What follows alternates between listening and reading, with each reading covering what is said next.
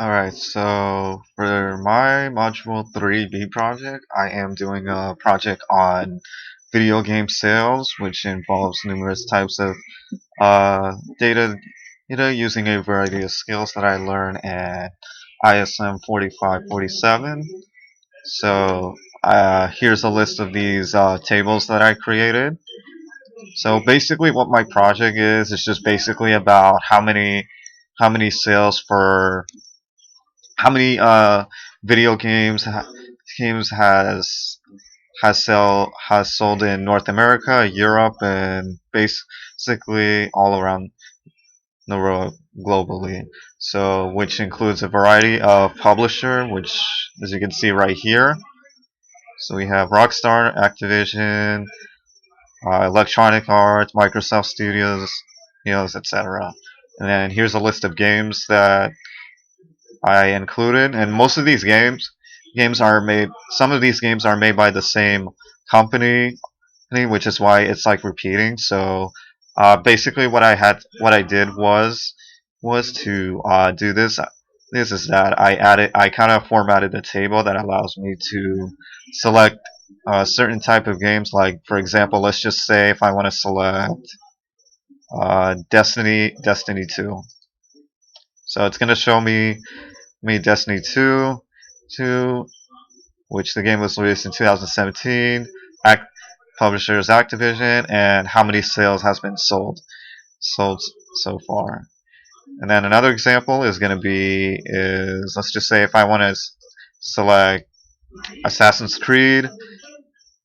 So as you can see, it shows the same genre by Ubisoft.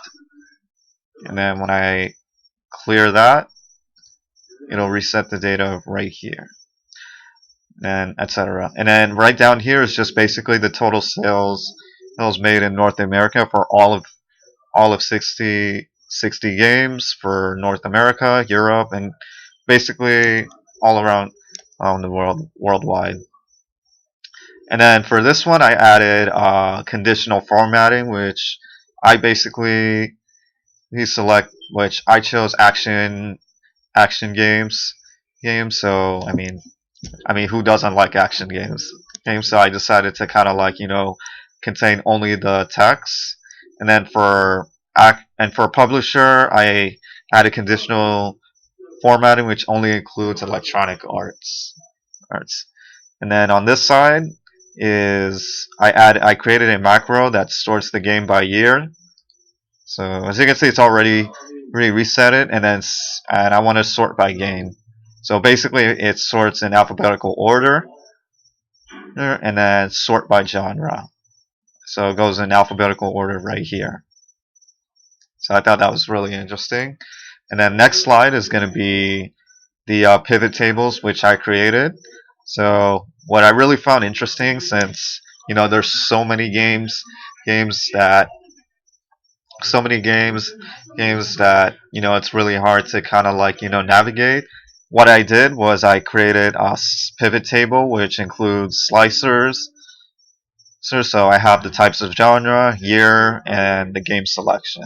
So let's just say if I want to look for uh, an adventure game. So in this case, it's gonna. I'm able to see.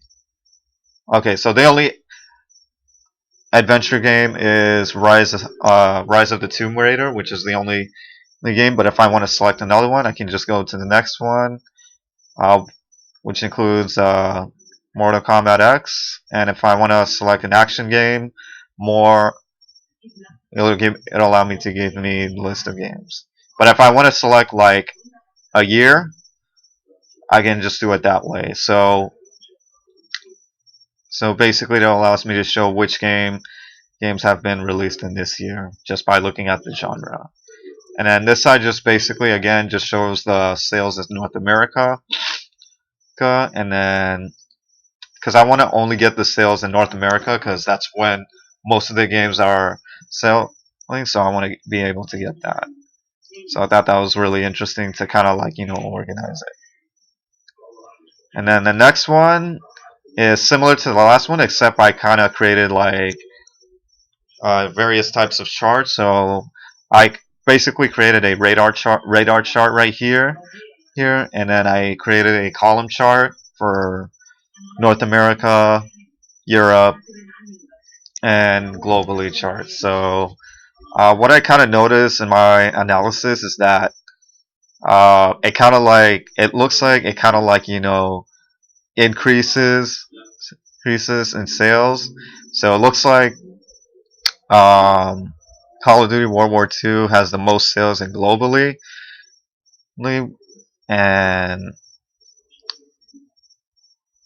then for some reason that's just the title of the game, so I'm not sure why is that there. So technically it doesn't count. So basically it just kind of like calculates all of the games sold. So it looks like Grand Theft Auto 5 looks like has sold millions of copies in North America, while in Europe, there are some games that have made lower sales, and same thing for globally. So I thought that I wanted to include a chart just so I can analyze, you know, which game has the most sales and which one has the least least sales. So I thought for each region that's being selected. And then the next one is the video game order form. So let's just say if someone wants to place a game order. So I created a game order form. So if I type in my name,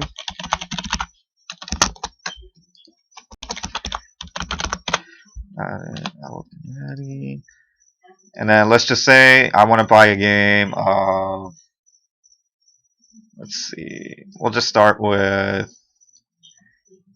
Madden's. Yeah, we'll start with Madden 2017, and I want to buy it for Xbox. And it's gonna ask me how many quantities I want. So let's just say I want to order like 9 quantities. So, and it has data validation. So if I enter a negative number or any number less than 0, it'll give me an error says invalid number. Please enter a number no less than 1. And then same thing right here.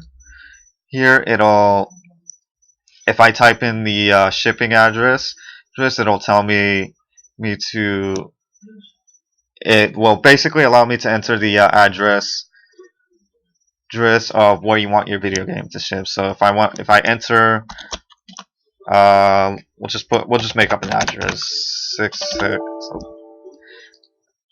yeah,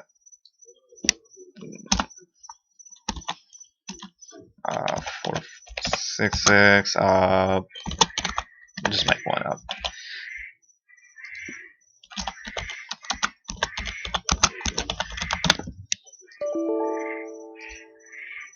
I'm not sure why it's not doing that. Oh, okay. I know what I did. Okay, so I'm gonna have to format this one.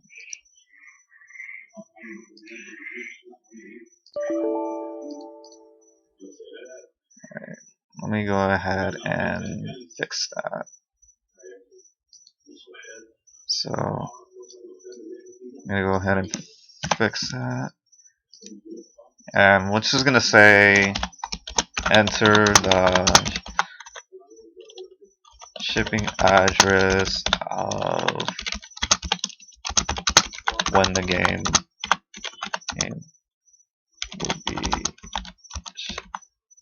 will be shipped.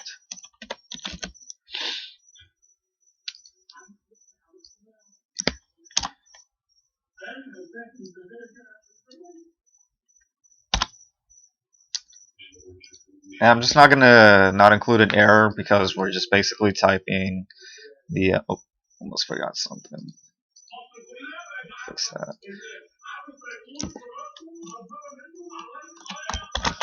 Order game ship.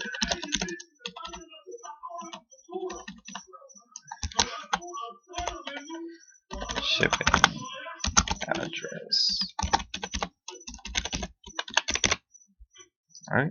Alright, so there we go. Let's just say you want to ship it to, I'm just going to make up an address.